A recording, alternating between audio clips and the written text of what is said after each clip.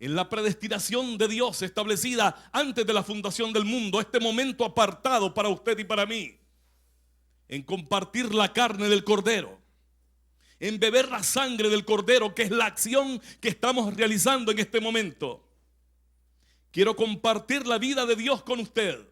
Mis palabras son espíritu, mis palabras son espíritu y son vida, dice el Rey. Mis palabras son espíritu y son vida. Vamos a leer Primera de Juan,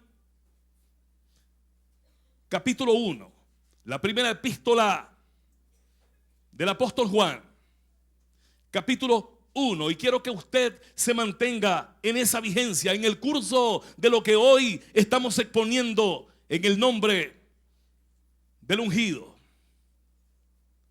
Primera de Juan, capítulo 1, lo que era desde el principio, lo que hemos oído, lo que era desde el principio, lo que hemos oído, lo que hemos visto con nuestros ojos, lo que hemos contemplado y palparon nuestras manos tocante al verbo de vida, al verbo de vida, al verbo de vida. Pues la vida fue manifestada y la hemos visto. Pues la vida fue manifestada y la hemos visto. Y testificamos y os anunciamos la vida eterna, la cual estaba con el Padre y se nos manifestó. La cual estaba con el Padre y se nos manifestó. Hablar de vida. Podríamos hablar de vida y pensar únicamente que la vida de los hombres, la vida transitoria, es una vida a la cual uno pueda acudir amándola. Amar la vida transitoria no es lo suficiente desde la óptica de Dios. La vida bios, la vida por la cual la ciencia natural está interesada en profundizar y exponer ante los canales televisivos para hacer prosperar la mente humana en la cultura humana. Esa vida es una vida simple y sencilla. Ella ya estaba cuando el Mesías vino a la tierra. Sin embargo, no estaba establecida la vida de Dios en esta tierra porque no había sido manifestada. La vida del alma, la vida bios, la vida de la carne y la vida del alma habita en la vida del hombre. Pero con relación a la vida del alma, el Mesías dice: el que quiera salvar su vida, la perderá. Y el que quiera salvar su vida, la perderá. Pero el que la pierda por causa mía y de mi palabra, la hallará para siempre. El hombre caminando con la vida creada, el hombre caminando con la vida del alma, con la vida bios y con la vida sujé.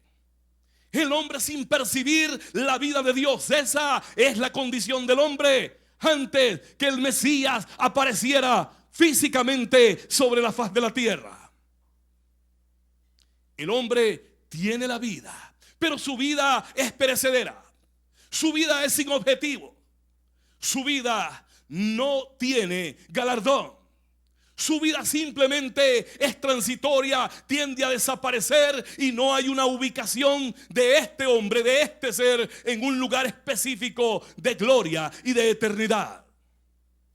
El apóstol Juan dice: esta vida fue manifestada, y dice que no es una vida común, sino una vida eterna, una vida increada. Una vida que siempre estuvo allí, una vida que estaba en el seno del Padre, una vida que tenía que ser manifestada. Esta vida tuvo que manifestarse, pero no pudo esta vida manifestarse si no fuese posible de una manera encarnada. Pues la palabra de vida dice: en el principio era el verbo era con Dios y el verbo era Dios. Pero este verbo dice el escritor de San Juan, que es el mismo de la primera carta, este verbo se hizo carne, este verbo se encarnó. La manifestación de Dios estaba en el Mesías anunciado desde la antigüedad en el antiguo pacto. Esta vida, estamos hablando de vida y no de una vida común. Estamos hablando de vida y no de una vida transitoria. Estamos hablando de una necesidad de vida. En el mundo hay mucha gente que se llama creyente, se llama cristianos entre comillas, pero desconocen la vida de Dios. Por lo tanto, Dios no puede operar donde no hay vida. La vida de Dios es necesaria. La vida de Dios es sumamente imprescindible y conocerla es necesario en nuestros corazones.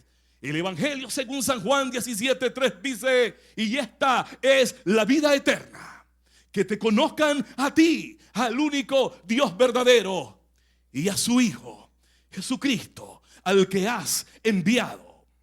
A su Hijo el Mesías, a su Hijo el ungido, a su Hijo el Yahshua HaMashiach, que te conozcan a ti y a su Hijo al que has enviado. Conocer la vida de Dios es conocer al Hijo de Dios. Llenarse de la vida de Dios es llenarse del Hijo de Dios. Y tener una relación de vida con Dios es tener una relación con el Hijo de Dios. La vida que fue manifestada. Entender este tipo de cosas nos irá dando una indicación exacta respecto al propósito eterno del Espíritu eterno dentro de nuestro espíritu. Esta vida se puede percibir. Esta vida se puede conocer. Esta vida se puede experimentar. Esta vida se puede disfrutar. Pero para poder disfrutar esta vida tenemos que llegar al conocimiento de esta vida. Conocer esta vida. Nadie puede habitar con alguien que no conoce. Y nadie puede establecer comunión con alguien que primeramente no conoce.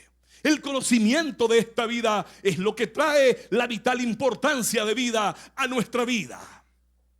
Vivir una vida por vivir. Comer, dormir, imaginar, pensar, soñar, aborrecer, amar, ser bueno, ser recto, no basta. Generalmente el evangelio tradicional crea gente recta y buena, pero la gente desconoce que hay una bondad perteneciente a la vida creada del hombre en el hombre natural. Y una vida, una bondad que se extiende de la bondad de Dios, que viene producto de la vida de Dios. Entre una bondad creada, entre una dádiva creada y entre una bondad increada perteneciente a la vida de Dios, hay una gran diferencia. Y es por ello que erramos y conocemos a gente buena, pero buena con la bondad personal de ellos, con la bondad creada. Es por ello que el apóstol Pablo habla en Romanos 7:23 de una confrontación de la ley del bien que está en la mente y una ley del mal que está en la carne humana, pero aún no se hace alusión a la bondad de la vida que está en el espíritu humano. Y quiero compartir esto de una manera sencilla, de una manera estacionaria, donde vayamos poco a poco percibiendo en el espíritu la palabra espíritu. Por eso es que la Biblia dice que el hombre natural en 1 Corintios 2:14 no percibe las cosas que son del espíritu de Dios. Para él son locura y no las puede entender, pues estas cosas únicamente se pueden discernir o entender espiritualmente, acomodando lo espiritual a lo espiritual. Esto no se entiende almáticamente. Esto no se entiende con la carne. Se puede ser un brillante estadista, se puede ser un brillante cienciólogo, se puede ser un arquitecto brillante, pero estas cosas no se entienden desde la perspectiva humana o desde el conocimiento humano, sino desde la vida de Dios que provee el conocimiento de Dios. La vida. Hablamos de vida. Y hablamos de la cesación de la vida en determinada persona que llegó en el cumplimiento de sus días según la carne. Pensamos, decía, imaginamos, amamos, aborrecemos, rechazamos. Utilizamos el órgano del pensamiento, la mente. Utilizamos el órgano de las decisiones, la voluntad, y a veces consideramos tener fe por alguna X o Y decisión que tomamos, pero con nuestras propias decisiones. No entendemos aún, porque aún vivimos la iglesia de Jesucristo. Hablo de la iglesia en toda su globalidad. Aún busca milagro, y la palabra dice: estas señales seguirán a los que creen. Pero la gente sigue buscando señales, y como no ha creído, tiene que buscarlas. No esperan que las señales le sigan. Y Dios establece un principio universal en su palabra: la vida. Nadie puede agradar a Dios por bueno. Nadie puede agradar a Dios por ético. Nadie puede agradar a Dios por moralista. Nadie puede agradar a Dios por recto. A Dios solamente se agrada donde Él ve manifestada su vida. Y esto es algo que quizás va a remover el pensamiento suyo, y precisamente esta palabra es para la remoción de los pensamientos simples y comunes, y para instaurarnos en la dimensión del Espíritu. Quizás usted diga: bueno, pero yo pensé que estaba agradando a Dios, entonces es que tengo que degenerarme. No hemos hablado de degeneración, porque ya usted fue regenerado por la sangre del Cordero. Estamos hablando de cosas que van más allá. Estamos hablando de asuntos de trascendencia. Estamos hablando ya de edificarnos en una torre, como una torre fuerte, sobre el cimiento de los apóstoles y de los profetas. La palabra dice que nadie puede poner otro fundamento que el que ya está puesto, y que este fundamento es el Mesías. Pero sobre este fundamento hay un fundamento apostólico. Y es por ello que la palabra expresa en Efesios 2:20: edificados sobre el fundamento de los apóstoles y de los profetas. La iglesia de hoy tiene que ser una iglesia apostólica y una iglesia profética. Una iglesia que no está fundamentada en las emociones, ni en los argumentos humanos, ni en los preceptos humanos. La iglesia del Rey es una iglesia de convicción. Es una iglesia que recibe la vida y fluye vida. No se puede llamar a iglesia sin tener la vida de Dios. No podemos ser iglesia de combates y de victoria siendo una iglesia almática. El almático quizás no peque, pero tampoco puede agradar a Dios, porque no está en la vida de Dios. Los apóstoles de Jesucristo, los apóstoles del Rey, los apóstoles del Mesías, del Yahshua, tenemos algo que ver en este momento. La orientación de la palabra va marcando la pauta emergente y necesaria de acuerdo al propósito divino. El mundo se va encaminando hacia otros niveles, no porque el mundo quiera, sino porque la palabra lo ha determinado. El mundo está hablando de crisis financiera. El mundo está cada vez más en decadencia. El hombre no haya que hacer. Una incertidumbre está bañando la atmósfera de la humanidad para los que no tienen la vida. Pero los que tenemos la vida sabemos que los momentos que se nos avecinan son momentos preciosos, porque Dios fluye de la roca a su pueblo en el desierto, y Dios da vida a su pueblo en medio del desierto. Nosotros somos un pueblo del desierto donde se genera la vida porque hemos creído en la vida. El evangelio del Señor fue durante mucho tiempo tergiversado. Y Cristo no volverá a la tierra mientras no procedamos a la restauración de todas las cosas, tal como está escrito en Hechos 3:21. Y esto es a la unción apostólica y profética que le compete restaurar todas las cosas. Dios está restaurando las cosas a través de sus hijos. Está quitando el carácter anímico y emotivo de una iglesia sensual, avara, que solamente busca la prosperidad, el carro, busca la mansión, pero no busca la presencia de Dios, ni busca la vida de Dios. Esto es un asunto de vida. Hay que buscar primeramente el reino de Dios y su justicia, para que las añadiduras vengan a usted. Ellas solas han de venir cuando usted busque la presencia de Dios. De tal manera que yo no tengo que manipular la palabra de Dios en este lugar para decirle a usted que usted va a ser enriquecido, cuando usted ya ha sido enriquecido, porque tiene al Señor gobernando su corazón. Esta palabra incomoda al sistema corrupto. Esta palabra incomoda a la mafia evangélica. Esta palabra incomoda a la tradición. Esta palabra incomoda a los sensuales. El apóstol Judas pudo por el Espíritu discernirlo en el verso 19. No como los sensuales que no tienen al Espíritu. Y el que no tiene el Espíritu del Mesías no es de él, dice Romanos 8:9. Hay que tener la vida del Mesías, el Espíritu del Mesías dentro de nuestro espíritu. Pero para poder llegar a ese despertar tenemos que entrar realmente al campo de la regeneración. No se puede percibir la vida de Dios en una persona no regenerada. En una persona degenerada no puede habitar la vida de Dios. Solamente la regeneración es la señal de la percepción de la vida divina. Solamente la regeneración da como punto de partida el hecho de tener conciencia de vida. Y estas cosas tenemos que entenderlas. Estas cosas tenemos que digerirlas. La palabra santa dice en Génesis 1:31 que Dios hizo todo sobremanera bueno. Quiere decir entonces que nosotros somos sobremanera buenos.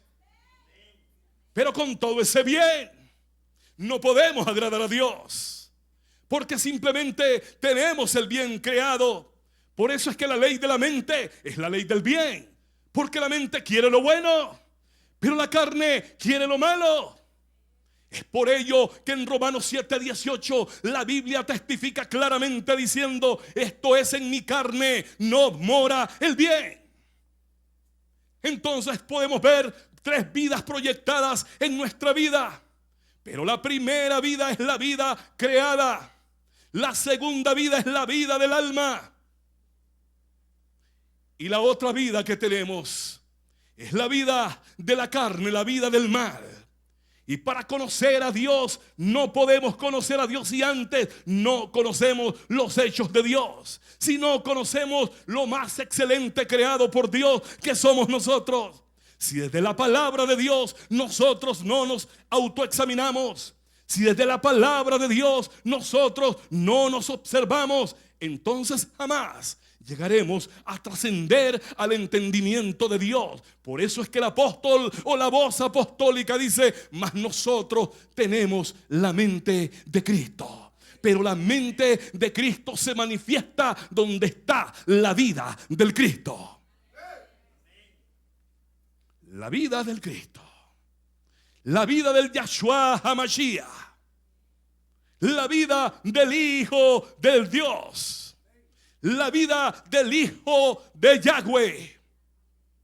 Si esa vida no es manifestada en nuestra vida, entonces no podemos entender nada. Seremos creyentes domingueros. Diremos aleluya, gloria a Dios. Pegaremos gritos, saltaremos, nos daremos contra las paredes y pensaremos que somos muy espirituales. Pero el apóstol dice en Hebreos 5:14 que el alimento sólido es para los que han alcanzado madurez, para los que por el uso tienen los sentidos ejercitados en el discernimiento del bien y del mal. No es espiritual el que tiene un don espiritual. La Biblia lo demuestra en 1 Corintios capítulo 1, versos 5 y 7 respectivamente. Los hermanos corintios habían crecido en dones, en toda palabra, en todo conocimiento, pero aún no eran espirituales. Leyendo yo el Taná en estos días, pude encontrar claramente la expresión de Dios en 1 Corintios 3, donde manifiesta que los creyentes corintios eran mundanos, dice la palabra. Una iglesia mundana es una iglesia que está en pleito, en contienda, en ira, en división, que no tiene la sensibilidad del Espíritu. Una iglesia hipócrita que solamente ama con su propio amor y no deja que el amor de Dios sea labrado en sus corazones para poder expresar el amor de Dios hacia otros. Y eso tenemos que entenderlo ahora. Usted tiene la oportunidad de escuchar esta palabra que viene del cielo, pues la Biblia dice: no puede recibir nada el hombre si no le fuese dado del cielo. La palabra de Dios es seria, es viva, es madura, es eficaz y es ligera, como decían hace unos momentos, dando un testimonio al Adón por sus hechos. Pero tenemos que entender cómo es que se mueve este asunto en las estrategias del Espíritu. Cómo es que se va formando estos elementos, van constituyendo el cuerpo de vida espiritual en nuestra vida. No es un asunto meramente organizacional, no es un asunto, aunque lo necesitamos, como me decía la profeta ayer, sí, lo necesitamos, pero lo primero es la vida para que ella funcione organizadamente. Entender estas cosas nos llevará a un mayor peso de gloria. Dios hizo al hombre muy bueno, lo hizo recto, dice Eclesiastés 7:29. Pero aún así, el hombre no tenía la vida de Dios. La vida de Dios no había sido manifestada. Y es por ello que en toda la trayectoria del antiguo pacto encontramos hechos, si se puede llamarse, vergonzosos, aún en los hombres que hablaron con Dios, en los hombres que adoraron a Dios. No había vida, no había sido manifestada, había sido profetizada. ¿Recuerdan el ejemplo de la silla? Yo creo que me siento y creo que sobre mí se sienta otra persona y creo que la silla resiste. Pero una cosa es que crea desde la perspectiva anímica y otra cosa es que ponga en práctica la fe, porque la fe sin acción es muerta. De tal manera entonces tengo que entender que mientras yo no accione, la mano de Dios no puede moverse en mi vida, y mientras yo no establezca la vida de Dios en fe en mi vida, no puede venir la vida de Dios siempre a estar conmigo. Dios opera donde está su vida. Algo maravilloso tenemos que entender ahora.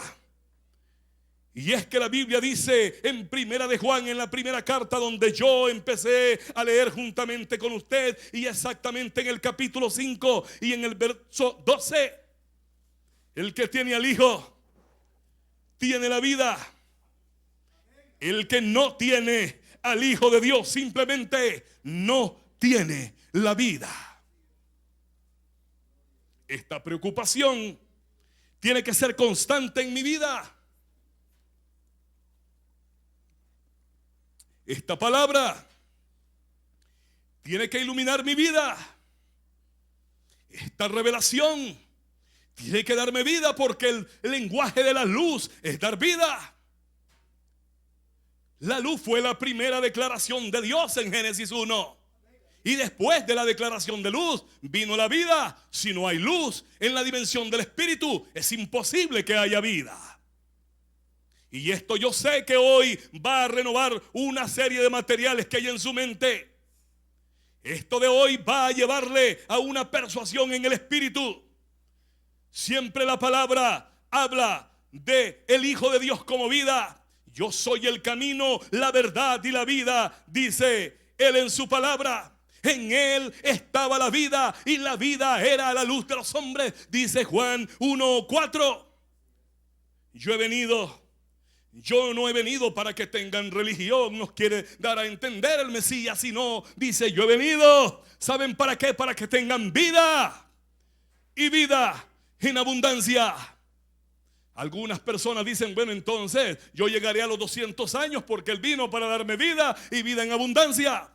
De la vida que Él está hablando no es de la vida común. de la vida que Él está hablando es de una vida victoriosa, de una vida capaz de vencer a la muerte, de una vida capaz de sacudirse a la muerte, de una vida capaz de crear, porque solamente la vida de Dios tiene el poder de crear. Y es por eso que nosotros, sus hijos, tenemos ese poder de crear con la palabra de Él dentro de nosotros. Es por ello que aquí ya se ha creado lo que se ha creado, y lo que se empezó se ha de concluir para adorarlo a Él en espíritu y en verdad. Hemos creado con la palabra y Dios ya hizo lo que tuvo que hacer. Ahora es el tiempo el que dirá. Estas cosas son esenciales, ¿no? Estas cosas nos remueven. Estas cosas nos sacan del sí, o mejor dicho, del yo. Estas cosas nos sacan